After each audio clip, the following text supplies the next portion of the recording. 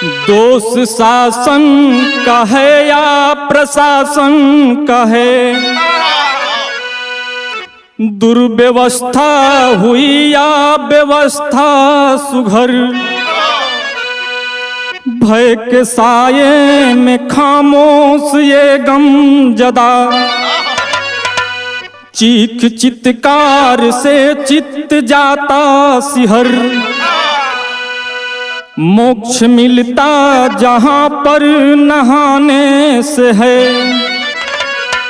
कैसे मैयत मिली कुंभ स्नान में, भीड़ ऐसी बढ़ी कि संभल न सकी,